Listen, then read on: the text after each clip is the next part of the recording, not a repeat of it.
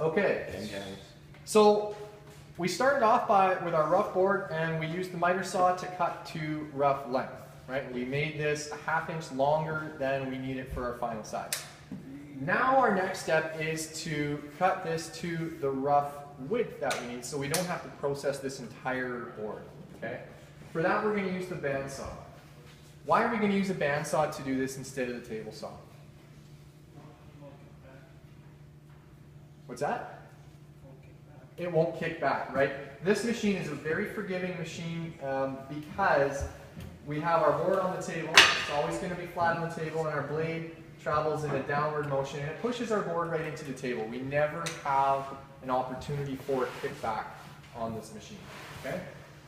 So that means that we're able to cut boards that have some twist or bow, or are not necessarily, as we say, stable on the table, right? Has anyone used one of these machines before? Bandsaw, right? If you've got a little bit of woodworking stuff in your garage at home, you've probably got a bandsaw, right? So inside here, you can see, is a big wheel, similar wheel on the bottom. It's driven by a motor, and this whole thing spins around, and it drives a blade that is a band, which is why it's called bandsaw. A bandsaw, exactly. So this is an old machine, but it's a very good machine. It's got a really wide blade on it, if you guys have noticed. Okay, this has a resaw. We call it a resaw blade. It's very rigid. It's very accurate at doing fairly straight cuts. Okay, so it's really good if we wanted to resize this thing without doing a whole bunch of squiggly stuff, right? We do know also that bandsaws are good for what? What else are bandsaws really good at doing? Cutting curves, right? So our smaller bandsaws are going to be used for that. We're going to talk about that later on. But for this case, this is set up as a resaw, and we're going to be using this saw to rip our stock to rough width, or maybe even resaw it in this direction to get 2 boards half the thickness out of the same board. And we'll do that in a later video. So I need a board that is exactly 2 inches in final dimension. So my board here is actually a little over 3 inches wide. How wide do I want to make this board for my rough width? 2.5, right? If 2 inches is my final dimension, 2.5 is where I want to be right now. So I'm going to put a mark at 2.5 up here, a mark at 2.5 at the bottom side, and just use a straight edge. And that can be anything. Actually, even the edge of the saw works as well, the edge of the table here. And just put a mark like that, so you have, this is our cut line. And again, this saw takes some width away, right? Called the curve. Which side of this do we want to have that saw positioned on? The waist side, right? Which is up here. So I want to position my blade along the waist side as I cut this line. Okay? All right. So, safety about this machine. What do I need to make sure that I'm wearing? Eye protection. Eye protection, right? Do I need earmuffs for this machine? This machine's actually pretty quiet. Again, if we're all working in here at the same time, it's probably a good idea to have earmuffs on anyway. But for the sake of just using this machine by itself, it's actually fairly quiet. So I'm okay with just eye protection. Clothing, real quick. Let's talk about clothing. What should I not be wearing? I shouldn't be wearing long, baggy clothes, right? So even this shirt here, it's got long sleeves. Just roll them up and make sure that they're not getting, caught or anything in the way. Even my watch, I have a fairly big, loose watch. I should probably just take that off for now, just so that it's not going to get caught in the blade. Not that I should have my hands that close anyway, but it's always good practice. What should I do if I have really long hair? Tie it up. Tie it back, right? Yeah, that's especially important with things that are rotating, like the drill press, but even the bandsaw, it's good practice to have long hair tied back. There is what we call a rule of fives on the bandsaw. Okay, you guys ever heard of the rule of fives before? Sure haven't. That's what I like to hear. Then I can actually teach you something. That's a good thing. So our first rule of fives is that our guard needs to be no more than 5 millimeters above the surface of the board. So I'm just going to position my board right here. And on the back of the machine is a locking lever, and I can drop my guard all the way down and lift it up just a little bit. I need to have some clearance there. You can even use your pencil, because your pencil is actually about 5 millimeters. So just drop it right down on your pencil and lock that guard in place. Right? Pretty sweet, right? Pretty easy. Because you guys are probably going to have a pencil in your hand or your pocket when you're doing this anyway.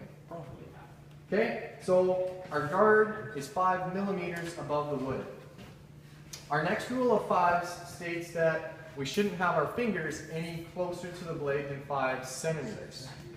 So 5 centimeters is how much with your fingers? About this much, right? About 2 inches. So I shouldn't have my fingers any closer than 2 inches to the blade. All right? Now, what if the piece I'm ripping is already fairly narrow? At some point, I'm going to have to get my fingers pretty close, right? How am I going to finish that cut safely? A push stick.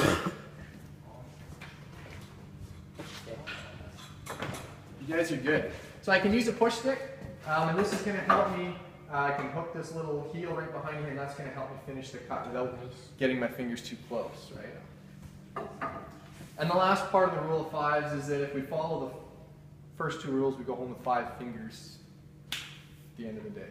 And that's, I like my fingers. More importantly, I like my fingers attached to my hands, so that's an important rule I value.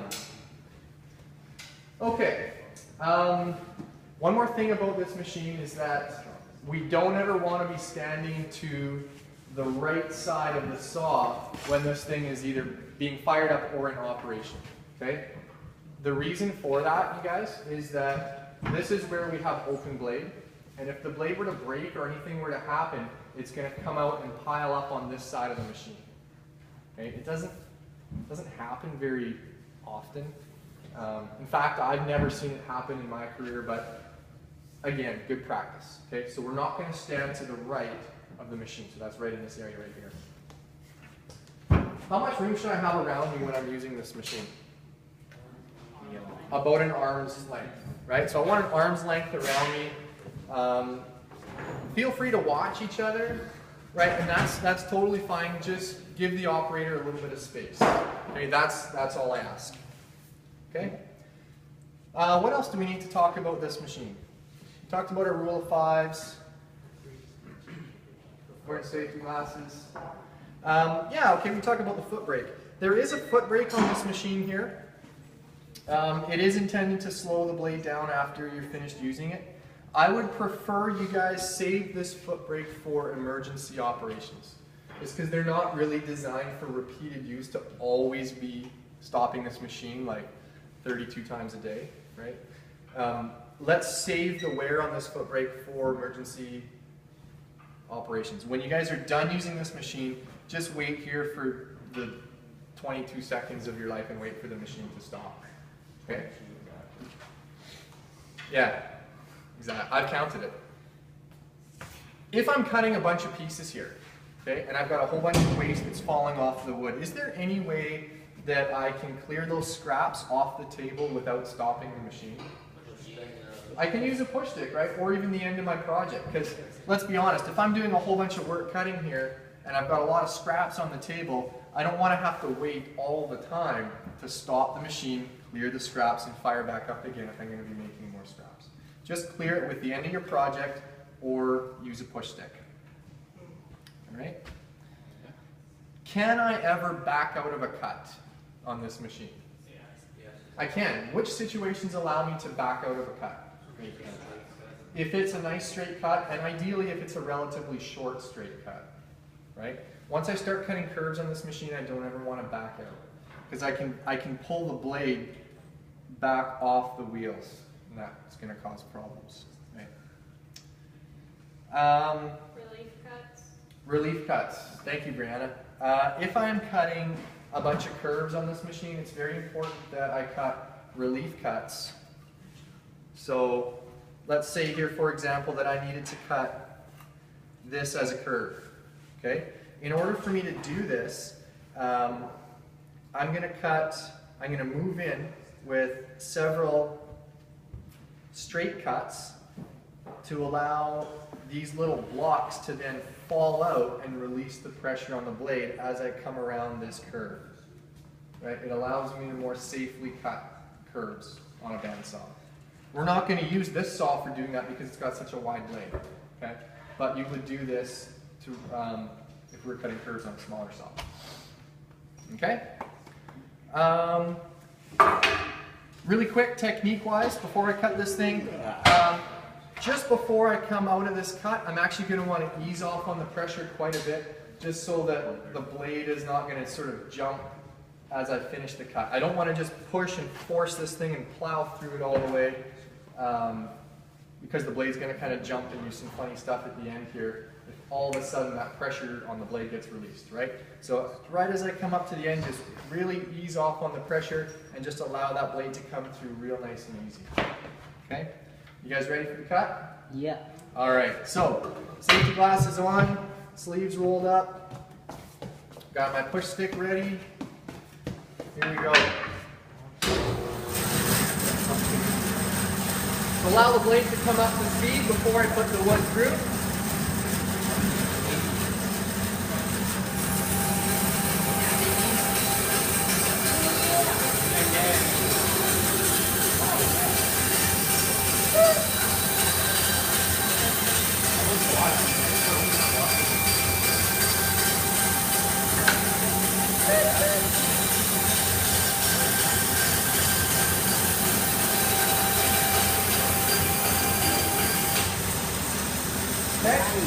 And we'll stop the machine. We're just going to wait here until the machine stops. That was 6 seconds, not 22. Okay, so even better. So notice how I just kept my push stick kind of flat on the table and it just worked really nice as a little heel to help push that thing through. Notice also how I kept my hands on either side of the blade. I don't ever want to be pushing with my hand in the path of the blade, because if someone were to accidentally bump me, I might get in there with my hand, right? So hands always on either side of the blade, and that's it.